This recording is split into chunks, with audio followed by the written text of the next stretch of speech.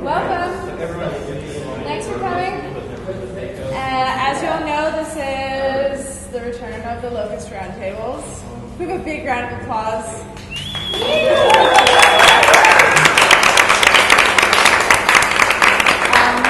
For no other reason than the Locust Roundtables is its third year of them, and consistently open format discussions and topics in contemporary art proposed and moderated by members of the Miami art community and beyond.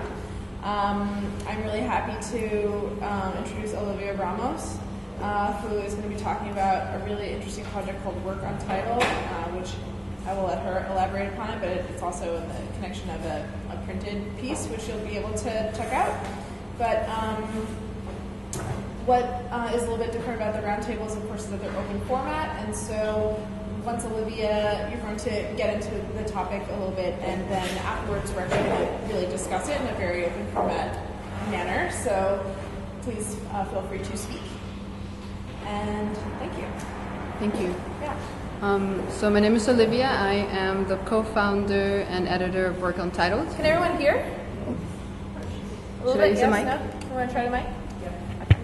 Cool. Hello. Can you hear me better? Yeah, right into it. Right into it. Okay. So my name is Olivia, and I'm the co-founder and editor of Work Untitled. Work Untitled is a platform, both online and printed, and I'll pass these later, for artists to have conversations. And so we've had a few publications so far, and I brought one.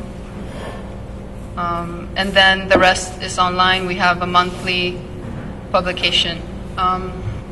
So I'll go a little bit over how Work Untitled got started and what we've learned so far and sort of where we see it going.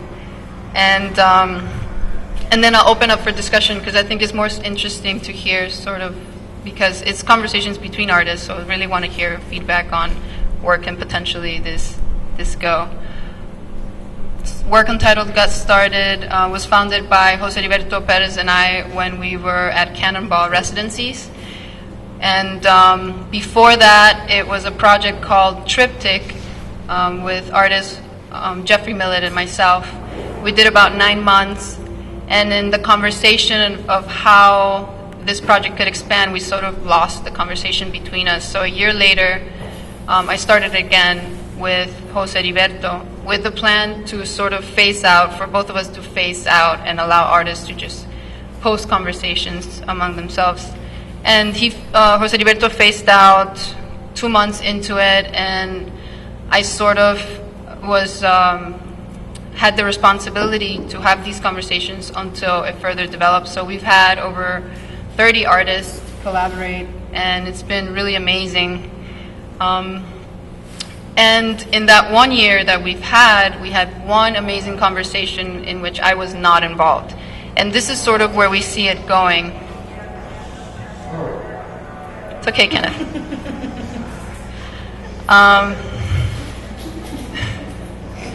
So, this conversation is really great. It was between Agustina Woodgate and Misael Soto. It was a really fun conversation about their project in Fairchild Gardens. They have so much fun having it. And so we really want to have more conversations like this. And today I just received one between Jenna Balfe and Dennis Brewster.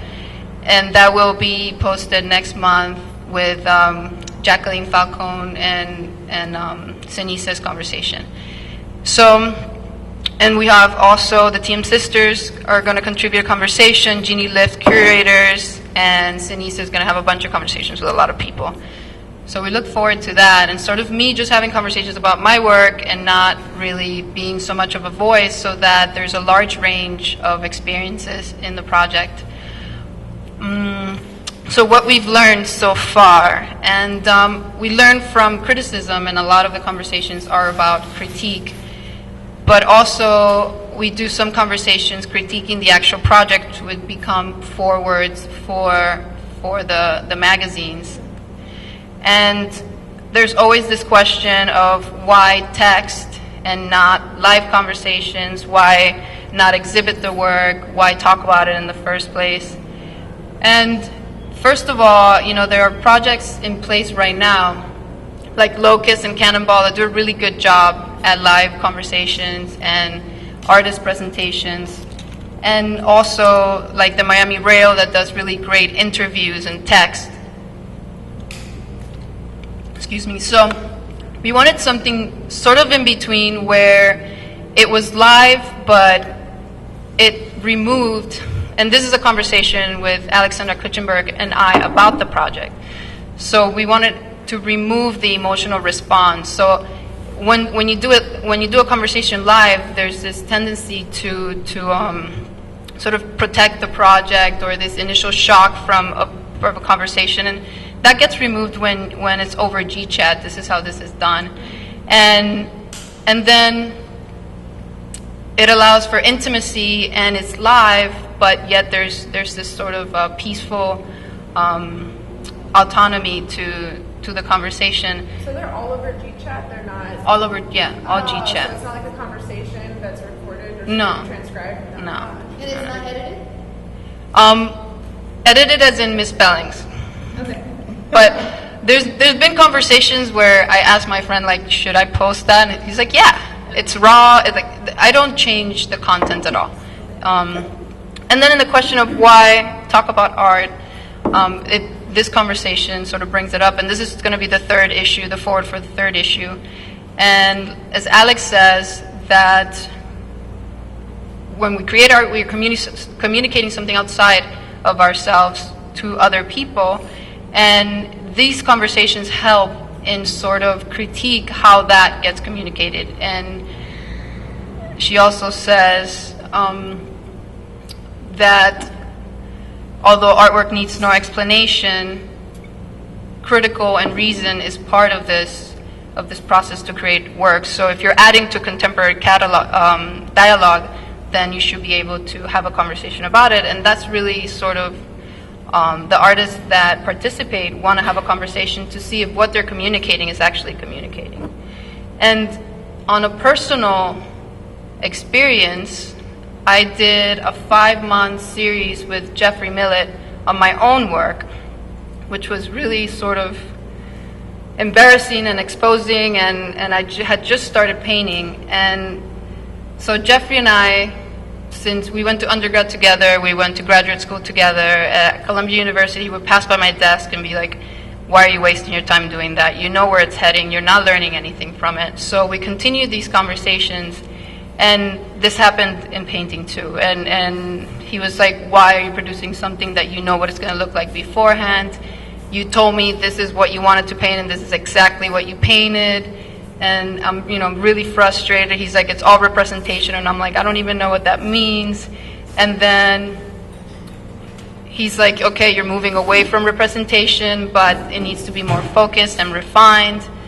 So I try something else, and part of my exercise is to take every single criticism very seriously and try to see it in the next work. And so finally, he's sort of happy with some sort of formula system that's not representational, which was the goal. And then finally, I get a bit of a positive remark from him, which is really rare. So I'm sort of happy. But at the end, I go from basically copying Francis Bacon to a language that I can call my own, a language that then I can express different subjects in my own work. So I found this process to be at least changing, transformative in my own work. And I'll end with a few sort of nice little, what seem like insignificant moments in these conversations, but I learned a lot from. I had a big problem with selfies, and through my conversation with Jillian Meyer, she sort of made it obvious that selfies as a whole is actually a really interesting cultural shift. And so it sort of relieved this tension I had with selfies, because now I see it as like something big that's going on that can be studied, that can be looked at as a sort of macro system that's in so many people's sort of individual beings. So that was really nice. And then, of course, Domingo Castillo introduced me to Little B, and that was really eye-opening too, because I thought he was really offensive And I was able to see the beauty behind his work, and I was able to see like the profound things that he was saying. And it's been amazing sort of what I've been able to discover through these conversations. And then lastly, recently Mike Twitty was, I don't know if he was frustrated with me or, but you know, I get things like, that's really offensive, stupid question. And so it's really nice to sort of navigate all kinds of emotions through. And then that, I feel like I'm talking to a robot pretty much. So I've learned a lot about myself, and my work has changed a lot through this process. And I'm looking forward to, as I said, sort of phase out and allow many voices to inhabit this project, and people are coming on board, and it's really exciting. So I'll open it up for discussion now, and thank you for hearing me out. Thank you for being here, and thank you, Locust, for having me. I wanted to ask you, you know, you're saying like this sensitivity that you have to asking these kinds of questions, and that response being really, you know, provocative, like I feel like I'm talking to a robot. Why do you think that was that response? Like what was that? Was your question very I'm just curious. Well, we were talking about video games and pornography, and then I asked if when he killed people in the video game, if he saw them as real people. Uh-huh. So he got really offended by that. And then later on, yeah, I feel like I had a view on pornography that wasn't shared, and so he thought that it wasn't very human. I guess I was thinking more about, you know, artists asking each other questions about each other's practice is kind of, it's almost a different exercise than maybe a curator asking an artist about their practice, or just an art appreciator or something like that. So right, because all the experience I have is through my own art making. Right. So it's very different. It's not an interview, it's really a conversation. And so they're asking me questions just as much as I'm asking them questions, and sort of I'm being challenged just as much. right. And I feel like through when Agustina and Misael had that conversation, they sort of felt the same. I don't know if that answers your question. Well, I mean, is there something different about artists talking to each other? Yeah, because I mean, You know? they have the same experience. They go through processes. They have formulas for making. They have an intimacy with whatever is produced. And all of that is really, they can identify with each other. So they're mirrors instead of just answering questions. I don't know. I think that's a little different. Right, instead of sort of answering a question and coming up with an answer, which I feel like many artists are sort of obliged to come up with this magic answer. What is this about? You know, what does this mean in your work? You know, maybe to someone who's not, to anyone, or perhaps there's this sort of distance that contemporary artists experience when they're launched out into the media, or you know, somebody from a newspaper is asking them a question and they're trying to answer in the way that's truest to their practice, but that's often, I mean, can anyone sort of relate to that experience? I feel like, I mean, I think that is a very interesting question about the robot, and I understand it so much because the more and more I engage, I'm a dancer, and I've always come up on the dancing aspect of things where you physically tell your story, and painters do that too. But I find that I've come across a lot of artists here that they either do one of two things. They are human in the sense that some things don't require a question, and then they come off seeming robotic, where it's like everything requires a question. Because a robot doesn't know how to just get in touch with an emotion or a feeling. It needs to ask you every single thing for it to know what to do next, or for it to understand what you're thinking, or understand what's happening. And you can tell that when you talk to an artist and they kind of give you this spiel about their practice, like, or when you read some artist bios and you're like, my God, who wrote that? Right, how did you have that all figured out? You know, like when you started something and you finished it, how the hell did you make it really Because look there's always exactly this how you level wanted of to? like sort of pretense or Right. self-construction. Yes, and I found it, like, I mean, obviously it hurt me laugh. I think it was so good that he said that, because it was really like what it comes off sometimes, especially as an artist in a conversation. Yeah. Right. Beth? It feels like with this project that it takes the place of back in the day when artists actually used to do studio studio visits and, you know. With each other. With each other. But you weren't living like communally.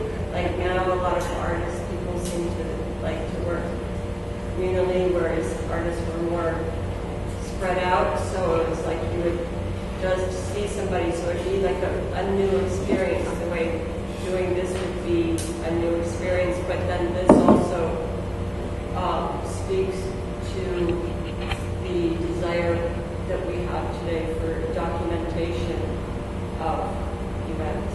Well, so are you assuming that artists don't do studio visits with each other anymore?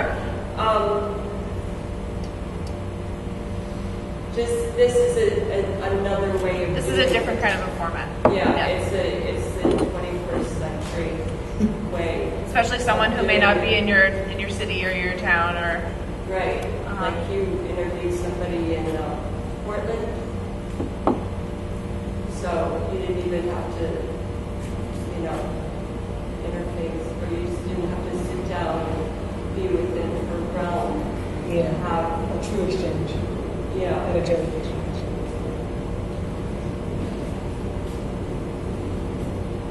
Did you have any thoughts about that, Justin? Whoa. I was like the thing. Go ahead, Megan. I think the project is really interesting, and you know, I've read through it oftentimes, but now that you're going to release it, to you know, you want to remove yourself a little bit, and you said you were going to give it out. How are you going to? A lot of the conversations were between artists that knew each other very well or very good friends. And, but how are you going to control that it has the same lightness of being that you've had so far?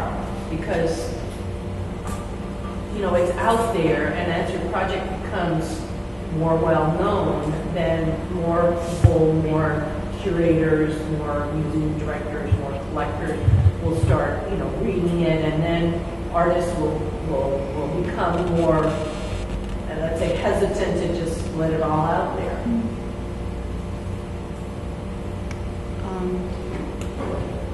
I don't want to control it at all, and I'm more interested to see what it develops. And if an artist is not honest and open, then they won't get anything from the conversation. So it's less about who's reading it and more about the experience of having the conversation. So I think at the time when you're having the conversation, you're not thinking about who's reading it, hopefully. Well, but as your blog becomes more famous, you know, artists will become aware just in the same way that they're aware when they give an interview to a curator or to a newspaper or to a... Right, but then it's artists between artists. So it's really hard to sort of try to fool somebody who knows you very well just because they're an artist. So they can tell when you're trying. I hope, yeah. I mean, I've had similar experiences where I feel like an artist is just giving me their resume, and I try really hard to put harder questions, and I make it harder the less they give me. So it's a nice kind of push and pull depending on the personality. And so I'm interested in seeing what happens, definitely. What do you think? If you're like... Well, I think that like the way that you're doing it is in a very relevant language.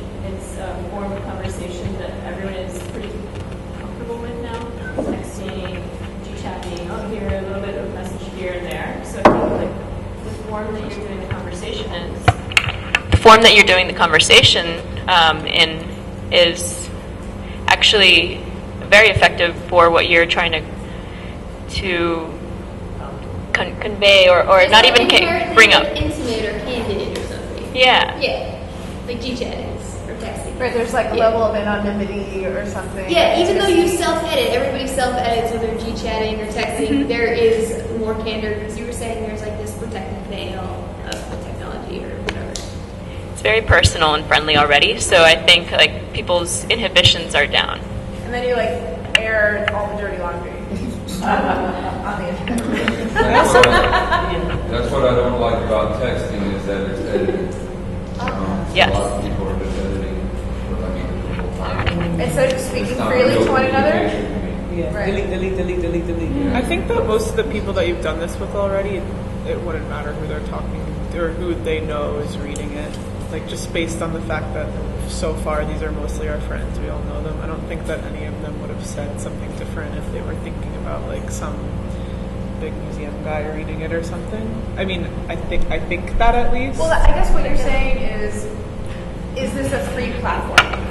I think You know? so, but I just like to what to is what the Maggie was platform? saying, And kind is of there like I any don't think that any of platform? these people would have like thought or spoken differently if they were Maggie's thinking talking about about who really was to reading Miami it. and to this small scene.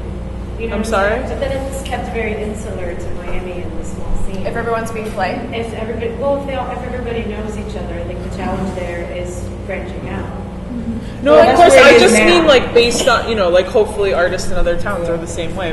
I'm just saying that if that were the case in the ones that have happened already, just hypothetically, or say that it does get big, like Maggie's saying, people are going to go back and read probably. I don't think that these people would have said anything there's differently if interviews it was already there or So something. is it limited to only artists for them to use it, or is it a free platform as far as like anyone can just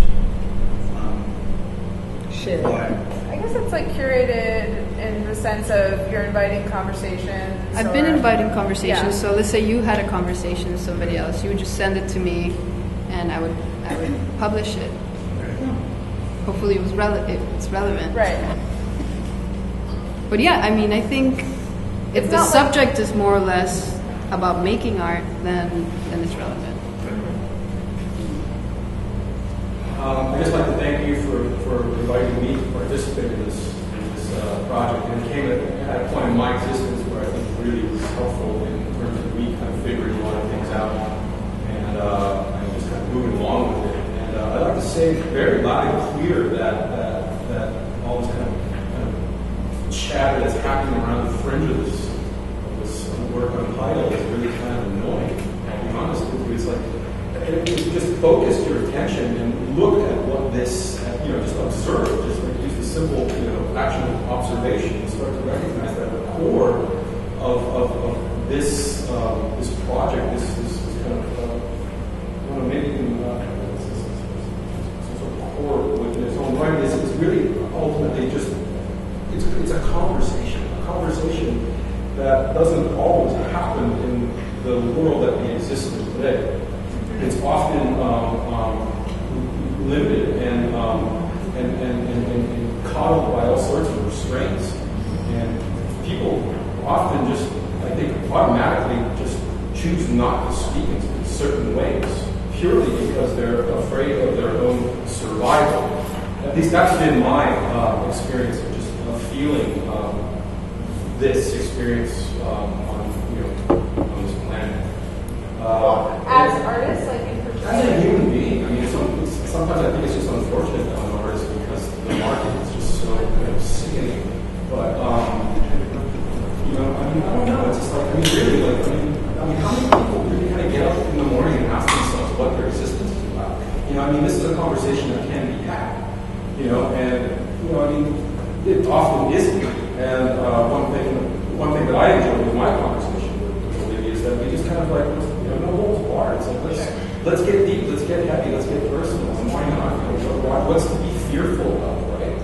And there's a lot to be fearful of, actually, when you start thinking about it, because we are very much like Foucault's wonderful idea of the prison that's being monitored by the rest of the community, so to speak. I forget what it's called. The ICA had a great show with Nietzsche who was very much like that just recently.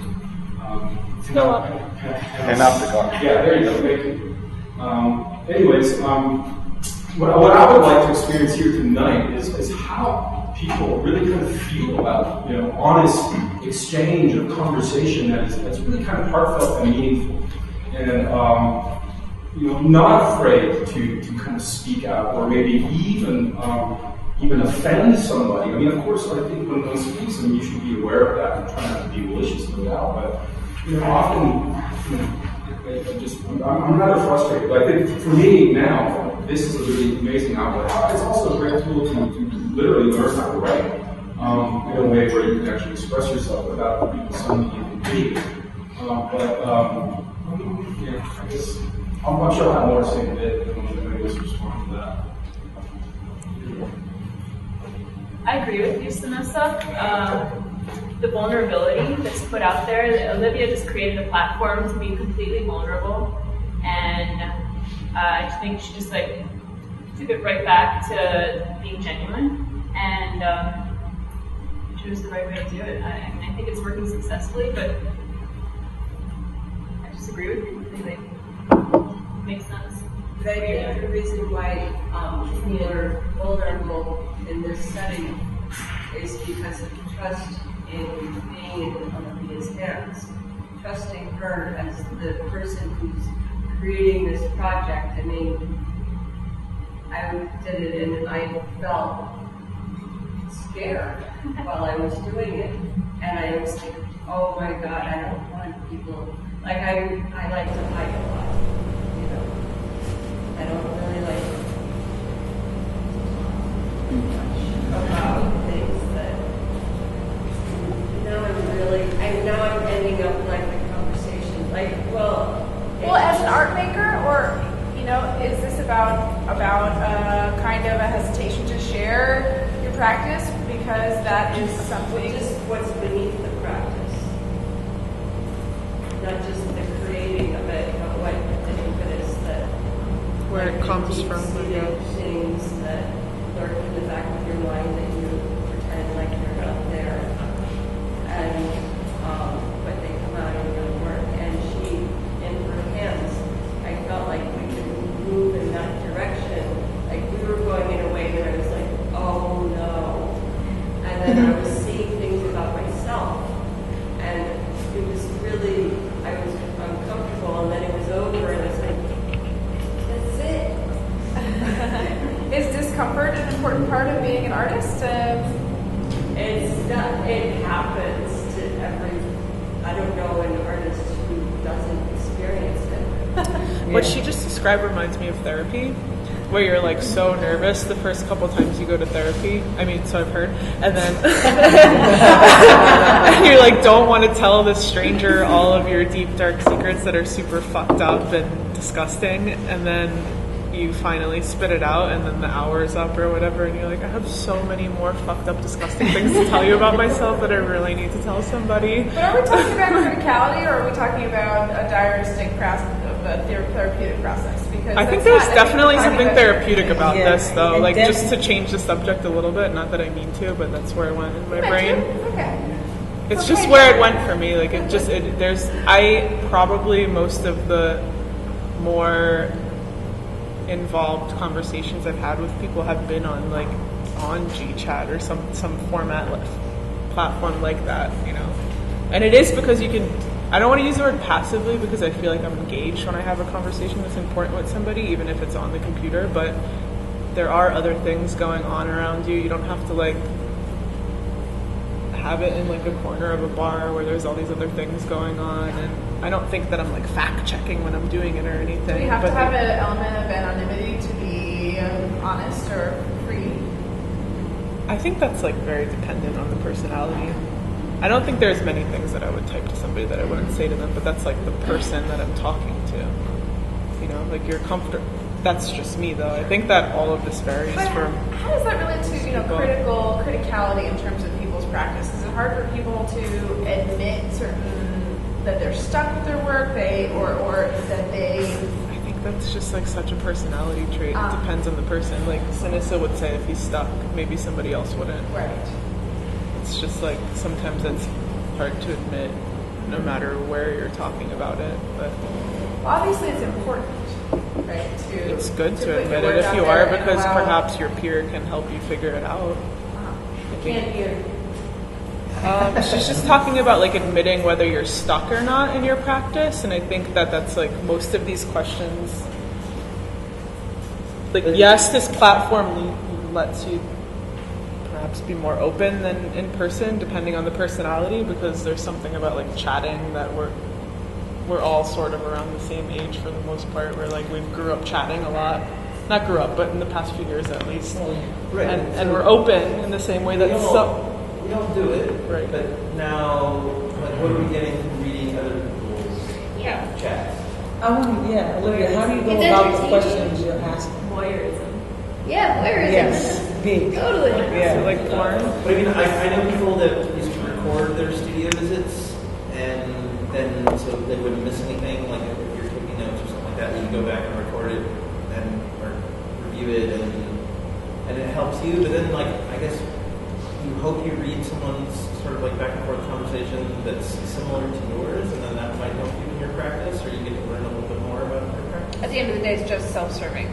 Well, I mean, I don't know. That's what I don't know about that. 'cause No, I think. It's not self-serving. Thank you, Eddie. What I'm trying to say is that it's like so many people alluded to earlier, is that it's a practice of making yourself vulnerable. And then there's a component of the fear, which is what hasn't been talked about more extensively, is the reality of criticism. Because when you have it open publicly like this, you're open and vulnerable to criticism. But as Sinessa has so eloquently pointed out, that there is growth in criticism. So there's bad criticism and there's good criticism. And perhaps because you've left yourself vulnerable to criticism, there could possibly be room for growth because of it. Sure. And you can learn something from it. And also, what I've experienced is that in every conversation about something specific, like a specific work, something general comes out of it. Right. And I feel like that general can then be you can identify with that part. So I think a successful conversation is when something general comes out of the specific piece. And that's when I get really excited. And that's when I think it should be shared. I think it's cool when that happens, but I also don't think that there's anything less cool about just like reading two people talk about their practices. I mean, that's why the interview is a very popular format. Yeah, I mean, I think it's interesting either way, even if I can't relate to But it. this But isn't maybe really that's like you talking know, from a this curatorial isn't really perspective. An interview. This is a conversation, so it's not like you're speaking from a position of authority, like an interviewer might. You know, in the Miami Rail, when someone is interviewing an artist, you know, they've come up with questions. They're making specific. Maybe they have an agenda. And it's edited. Oh, certainly, of course, but I'm just talking about the structure of an interview versus the structure of conversation. Right. So having a conversation, it's more democratic. Right, and I make it a point not to see the work until the conversation happens. So I have like I see the work and we start the conversation. So I have nothing planned. Sometimes I haven't seen any of the work before. Sometimes I haven't seen any of the work from that artist before. So it's really sort of improvisational. And you're super vulnerable too, because you could potentially look like an idiot. Absolutely. Right. Sometimes I do. But that doesn't go along with what you said, that you wanted to remove yourself from the future conversations. So everybody else, I go back to my initial thing, how can you keep up the same interesting momentum that you had in the beginning? Because you've had interviews with conversations with people that were intimately close to you. You know, you're the first person that you mentioned, the second person that you actually knew quite well, and then you just decided to, you know, have a conversation and tape it. And, you know, in Teresa's case, I think you did it with somebody new too. So, But I've had conversations with complete strangers in the project. You have? And it's been the same. It's felt really Yeah. intimate, and I've not, like, it didn't feel different at all. You controlled it because you were having a conversation with a stranger, so you controlled it to have it. But now you say you want to release it to have just anybody else send you conversations. Right. I mean, I'm still going to have conversations because it's a practice that I value for my own process. Right. I just want. I think it's really interesting to see how other people handle their conversations and to add more color, to add more voices. And I will learn from those conversations too. I don't want to do all the conversations first. It seems that there's a few either intended or non-intended values to the project, and one is an angle of an editorial value for a reader or consumer. The second is the participant. And then the third is a sort of overarching commentary on the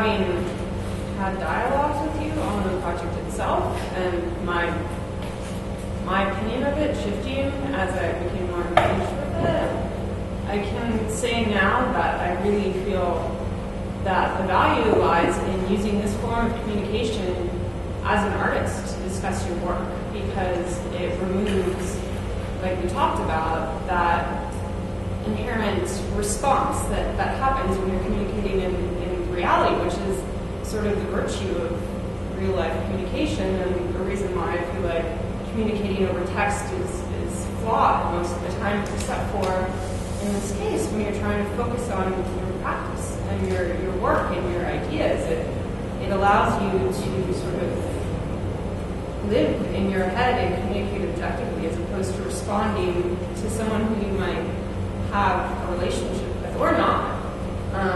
So it's really, it's like I completely did a 180 from reading this thing and being like, I'm not interested in this. I don't want to read this. I don't care about people's G-chats. Like, whether the content is good or not, like, this is not a format that I'm going to sit down and engage in. I have a problem doing it myself. My own, sitting and communicating that way is lame to me, until I started talking about a project with you who we have a close relationship, but that didn't influence the conversation because it was removed from how I feel about you. And I think that would be true to any dialogue happening between any two people. Yeah.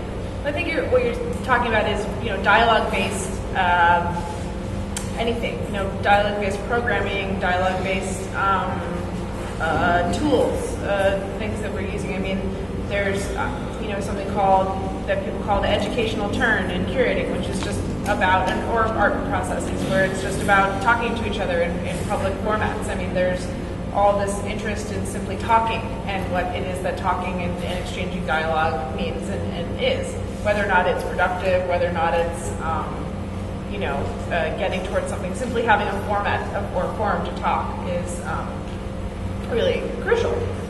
And oftentimes these formats are highly criticized because they end up being a lot of just sort of rolling things over, but that kind of activity is very important. But are these conversations kind of happening organically? Sure. Kind of publicly on Facebook anyway. I mean, if you go through a posting thread of people talking about whatever topic is up, and there's like this, some get really extensive, some get really heated, and you don't really have to participate, you just read it. Sometimes it's fascinating as voyeurism goes. Yeah, Facebook is perfect for voyeurism. Sure, when there's criticism, comment sections on articles or anything that people really, get involved with, and of course then there's also that aspect of anonymity, whereas on Facebook it is more or less, but So, from your first view, you were talking about how it was transformational for you. Is that in any way your intent when you speak to different people you speak to? I look for those moments where they're like, for them or for you? For both of us. Like, I had a conversation with Tara Long, and part of her work is manifesting people's dreams. And then at some point we thought about what if, like, in the future they use like EEG technology so that the part of the world that's awake is watching the dreams of the part of the world that's asleep. And I never thought about that before, and it was this sort of aha moment of like how the technology can then shift the way we interact in the subconscious. And I don't know, I get a lot from these moments that were not expected, and I think it's mutual, and it's directly from the work.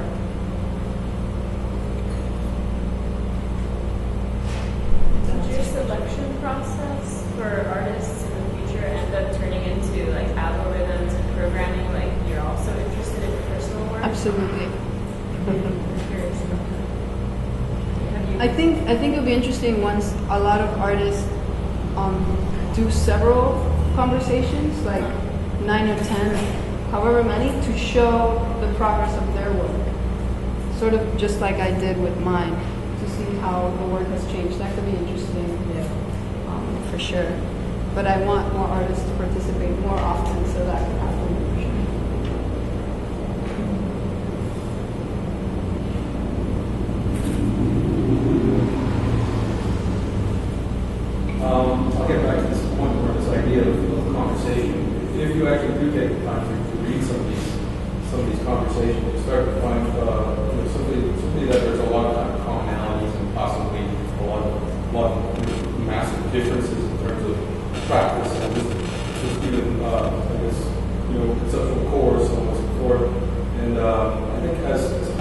forward, I find that humanity more and more is kind of recognizing or kind of just simply thinking that whoever's sitting next to you is going to be kind of doing the same thing. And if they're not, perhaps they're up to no good, so to speak, going against you somehow. So I don't know. I mean, I think once again, this is a really nice opportunity to kind of unfold that and kind of also to experience. One thing that I keep on hearing you say, Olivia, is that you learn a lot from this, and that's what happens when we have open, honest dialogue, conversations. And I think once again, that's what's missing, not only out of our community, but also in humanity as a whole, in general. And I applaud you for it. I have to thank you for it.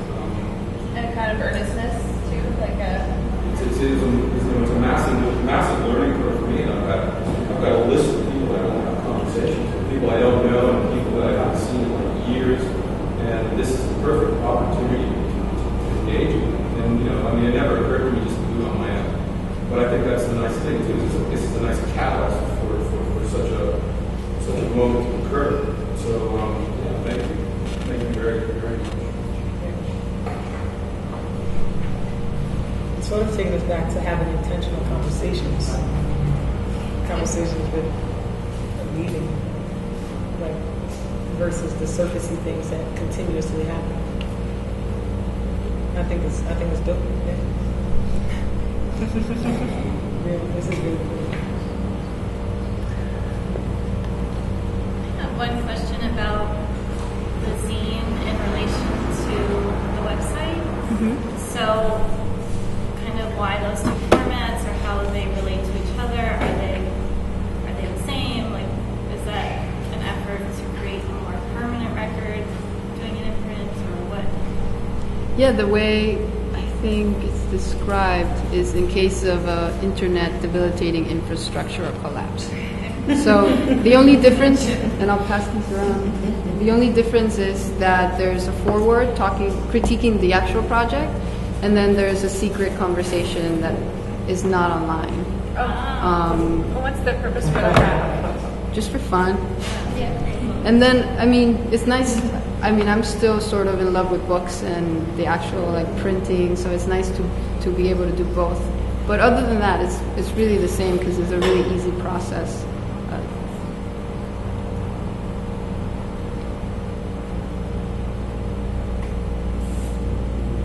Have you thought about how those algorithms or how you process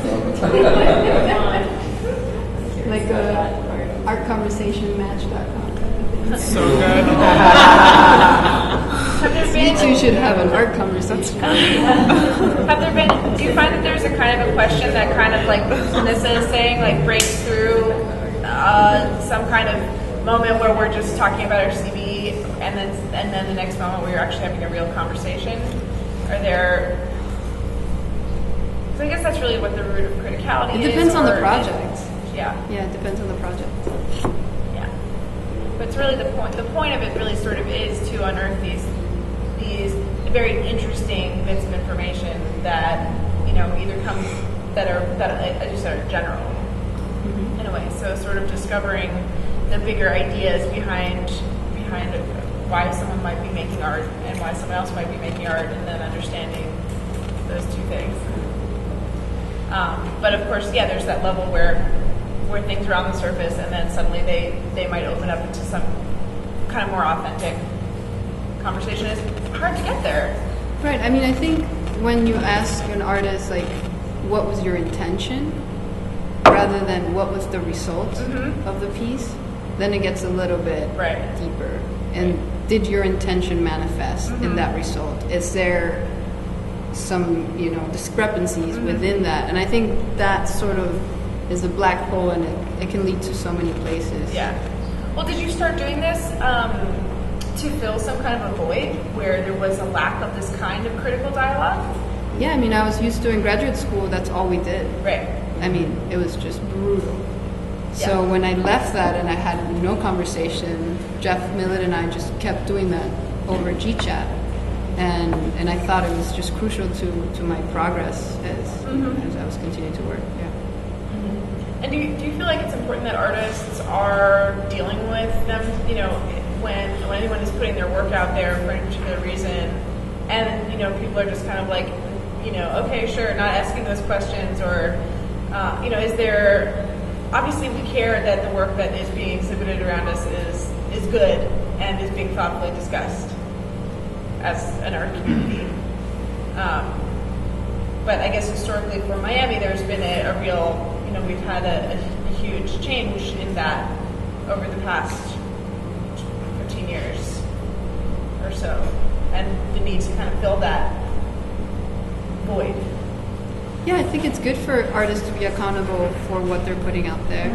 And it's also good for people who follow these artists to get an intimate snapshot of what they're looking at. Right, and not just because they might want to buy it, but so they can actually understand it. Right. Yeah. Or Understand. begin to think about it in a certain way.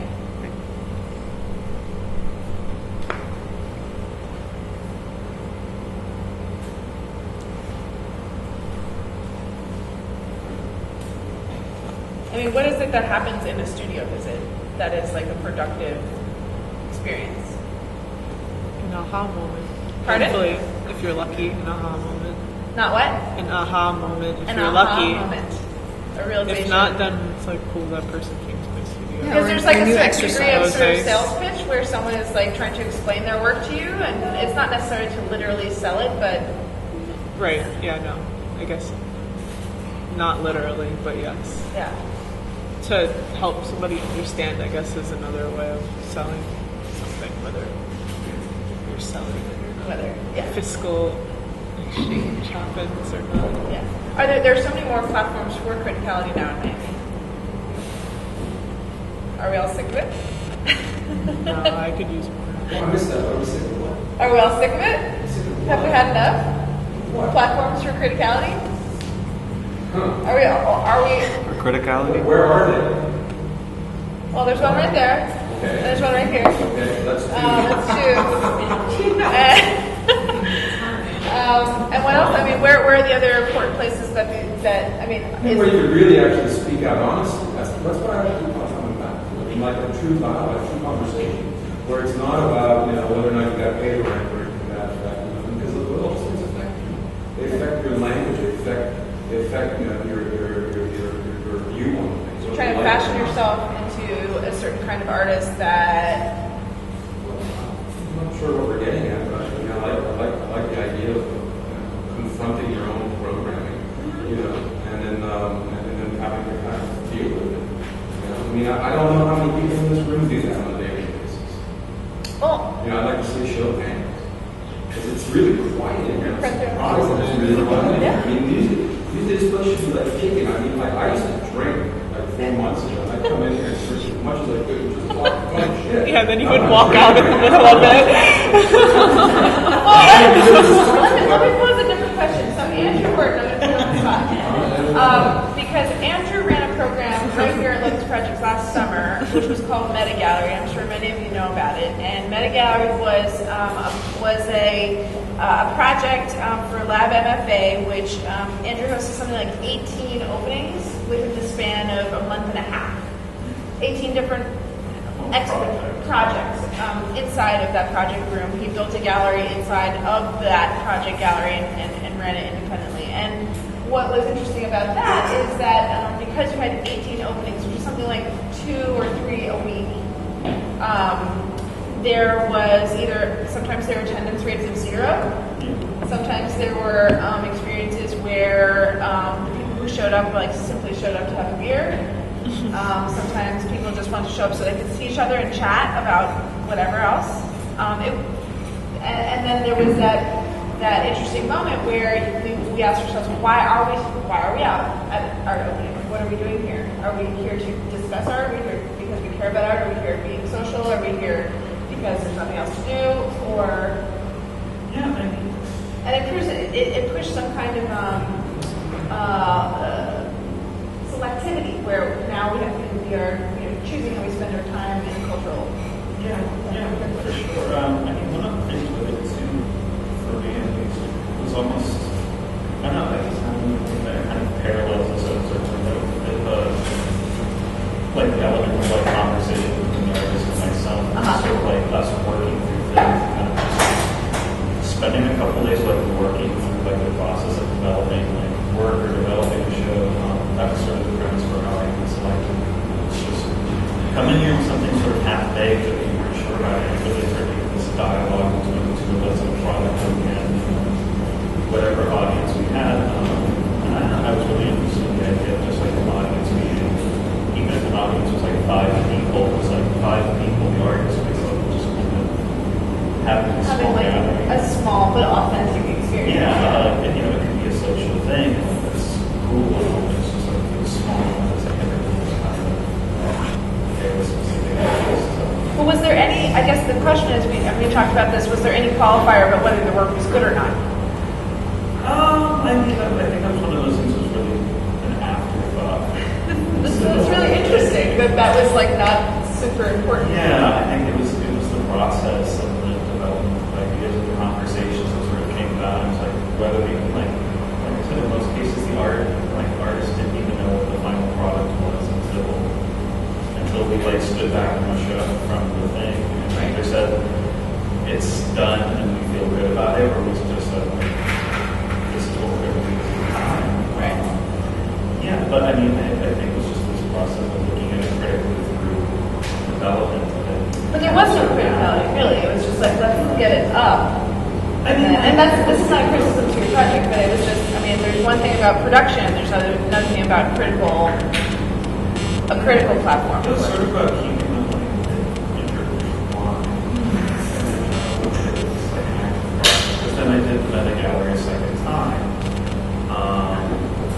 Over in Mocha, which was a little bit more of a slow pace, but again, it was about the idea of looking at like the programming on the basis of like artistic practice and conversation being more integrated into what the work was as opposed to like separate. And well, and your role as a curator was not so much about selecting work to present. It was about like literally just providing a platform. Yeah, like the platform was just sort of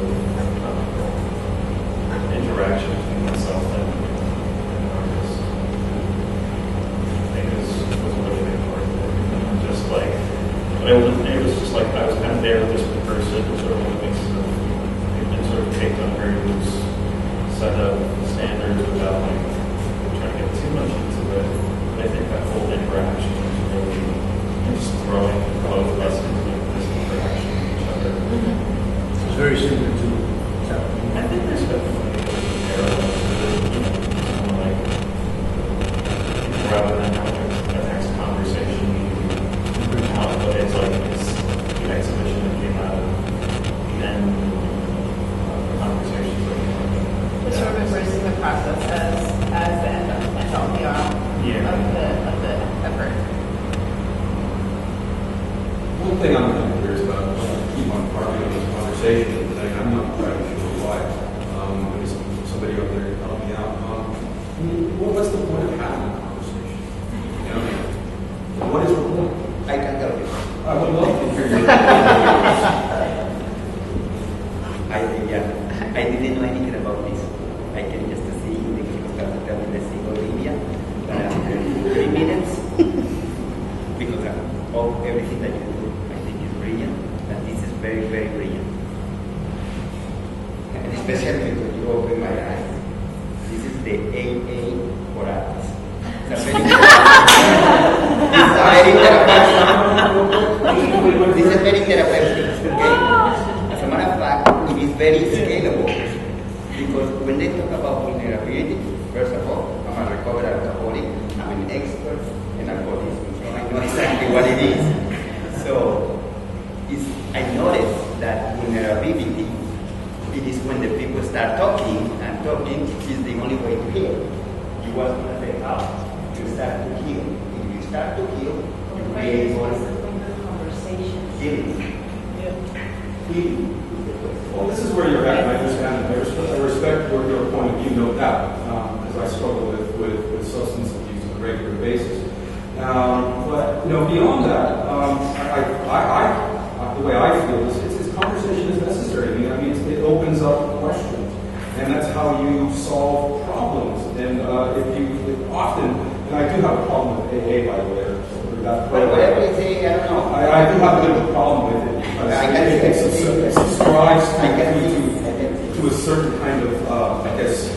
programming that I don't like or care for or wish to participate in. And I'm not sure how anybody else feels about that, but I think it definitely relates to the dialogue that we're having here in terms of just, simple programming. Programming to have conversations, programming to then give answers to questions, so on and so forth. And then, even this idea of like, what is honesty? Like, what's being open? And then again, it's like, now you're thinking about, okay, so apparently there's these places for critical platforms, and I don't think they exist right now. Not really openly anyway. I think it's evolving, which I'm really excited about. I'm actually really interested in participating in. But it's I think often my experience with most people is that they expect answers, and I say bullshit. Scientists aren't there necessarily to give you an answer. They're there to basically resolve and destroy somebody else's answer through questions. So I'm just like, what's wrong with not knowing? What's wrong with asking a question? This is often, I think, what often leads to some of the problems, which then leads to substance abuse, because you're so disenchanted with often people's perceptions of what things should or should not be. So therefore, it's just really important, I think, to have conversations. I 100% guarantee that this is helping you too. I know. You are the person who's talking about. Oh, I'm sorry. That's valid, actually. It's exactly what you need. Do you find yourself in this situation, often, like talking a lot, as far as like what you call views? I have tendency to monologue.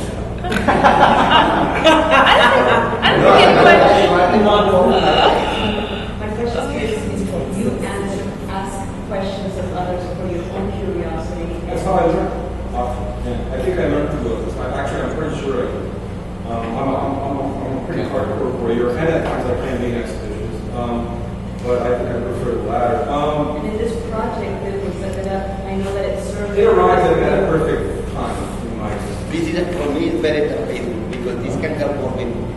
Really.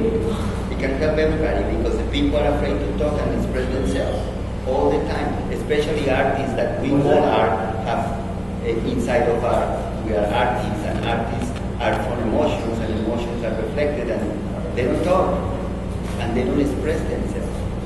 Most of the people in this world. I think sometimes they express more than they think they're expressing by what they don't say, actually. And I don't say this about anybody in this room, but when I was studying one particular artist and I listened to tons of interviews with him, and I wrote my PhD on a guy called Paul Strand, and so I spent like 5 years reading extensively about him and listening to tape recorded interviews from kind of across his whole life. And when you get to know an artist's career in great depth, often the silences, the ellipses, you kind of start to understand what that means. So I tell artists now, I guess, just by not saying certain things doesn't mean that people won't draw conclusions from that later. Yeah. And sometimes the distance of 50 years helps as well. Maybe there are things happening right now that we can't express, or we don't really understand why certain things are popular, or why certain people make particular types of work and not others. But sometimes the historical distance or whatever gives a different impression of what's going on. Thanks for bringing in the idea of this concept of time, because I think it's really important in terms of communication and also just developing language. And I remember just early on in my career, this is often being pummeled by all these people calling themselves experts, asking all these really hard questions. And I think that's what happens when you're in the studio. And I think the fact that you make something physically and not writing it,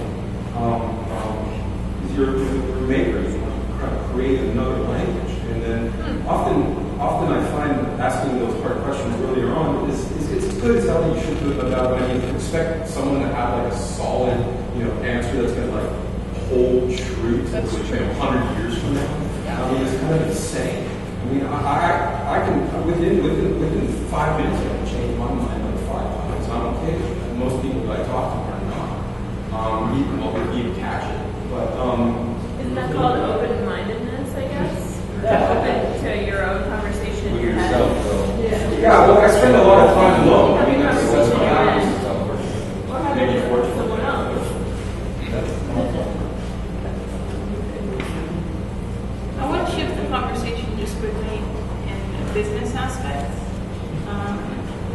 I just wanted to see what your input was in terms of, I mean, you've already spoke about kind of extracting yourself, but where do you see this, where do you want it to grow?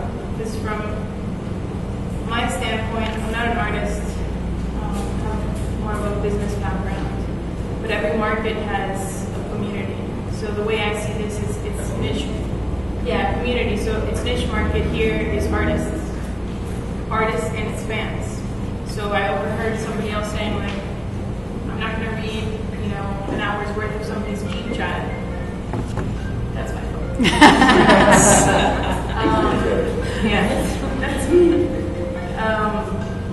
But I would read somebody's hour of G-Chat if I was interested in the artist. For example, if I was a curator researching that artist, I would read the entire article.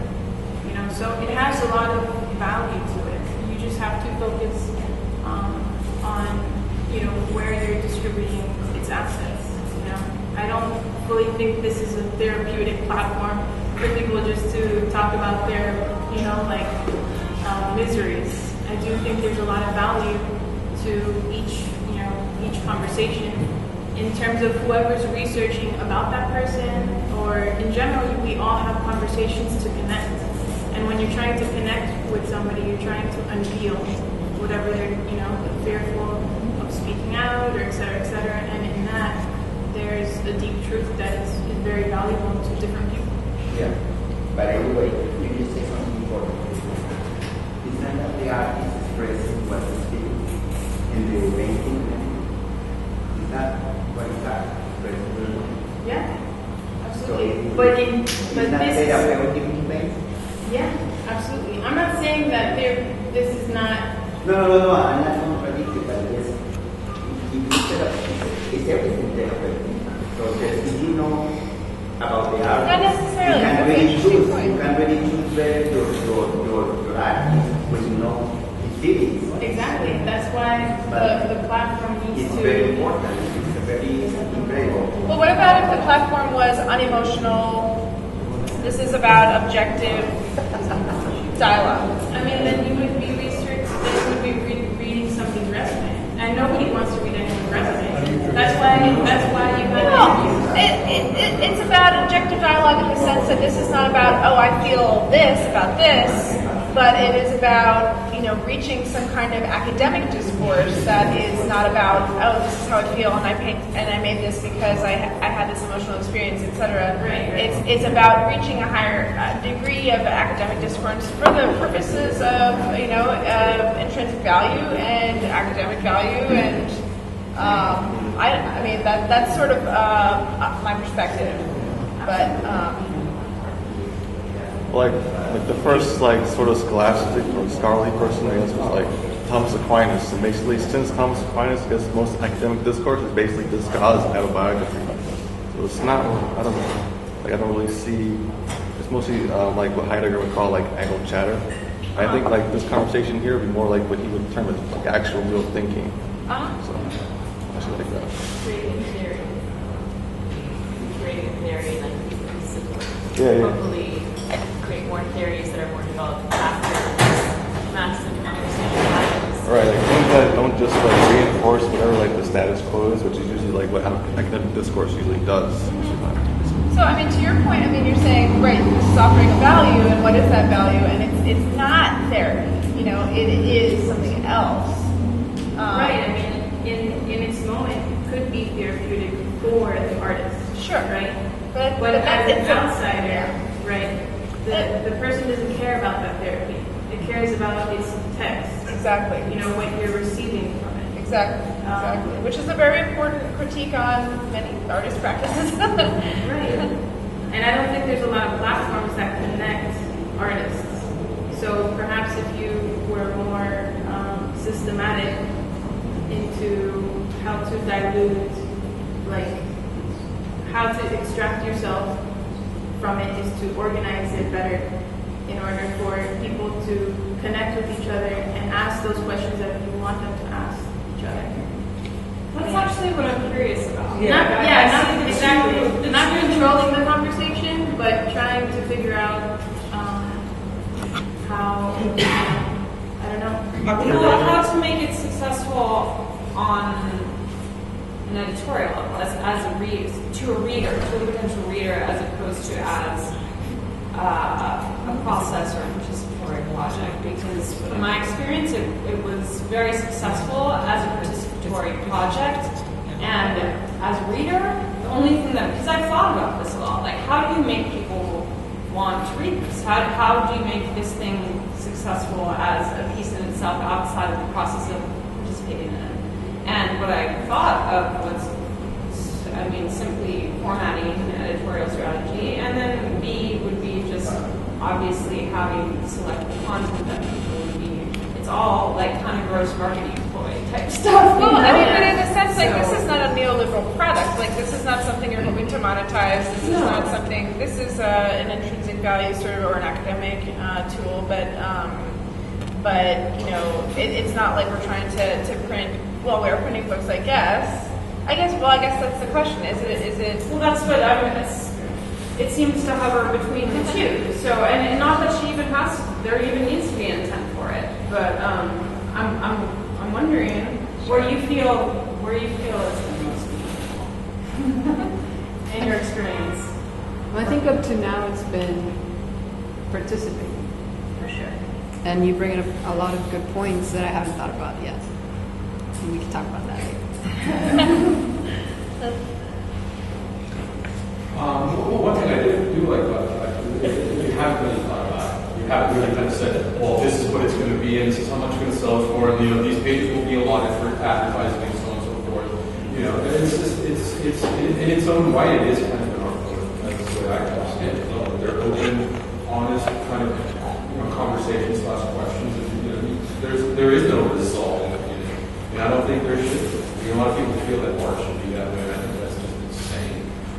Or even living for that matter. It's no, but I agree that it could be a good resource. It's historic. It'll be something to reference. Say, like this is what was happening at this moment. And I think it's really. I also feel strongly that it's coming out at a very good time because I think there is a bit of an awakening en masse. So this is a good moment. Just that comment that other person had made, like, are you a robot? The unfortunate reality is that we are biological robots, whether we like it or not. We can sit here and dispute it until the cows come home. But the fact remains is that, what is your program? And I think this is where that lies. And I hate to kind of keep on, harping at this, but it's just, it's just my lot in life, and all you have to suffer through it. I think it should continue until it's done or not. It's one. I think everybody should attempt to participate, artists or not. Have that conversation, have that dialogue, send it to you.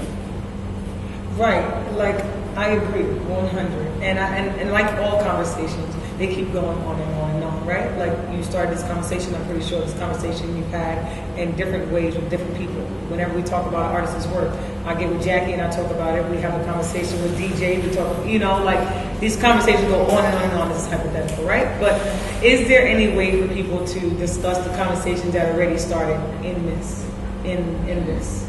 Because that, to me, would be super interesting. Well, it could just be this format. It could be a roundtable. Yeah. Sorry, what did you say? So it could just be an open conversation like this is a roundtable. But you can outside of a roundtable. There's no area to comment, right? So the person, I guess. But you can have a conversation with Jacqueline about a conversation, and I would post that and reference that conversation. Yeah. See that would. It always kind of surprises me how many comments that are not posted in my read online. Like, that people stuff being reviewed here and there's no comments on it. I know that people have opinions because they tell me them.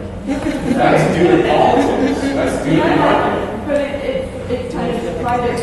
Well, the question is like, when is a platform too public that is no longer a platform people feel comfortable commenting? Because I think in this case it's great. It's just like, no, read this and go talk to somebody about it. It's that simple.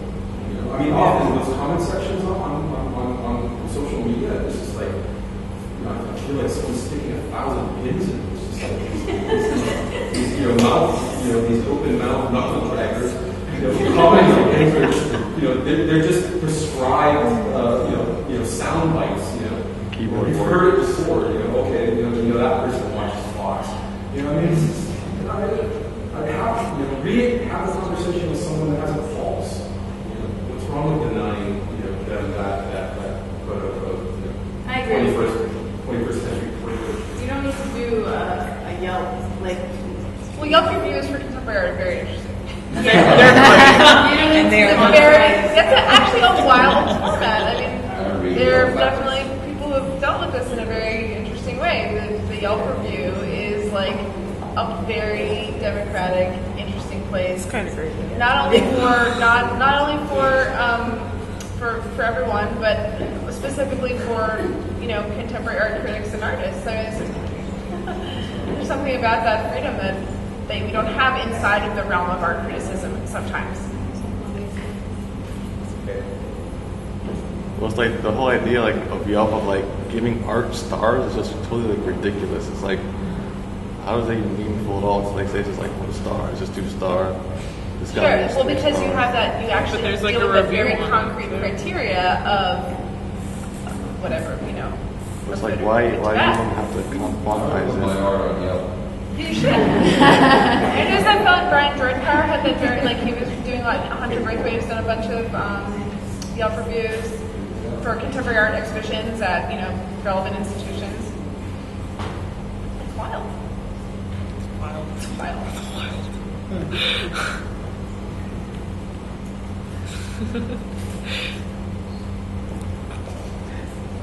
Everybody have that? Right. Thank you, Olivia. Thank you.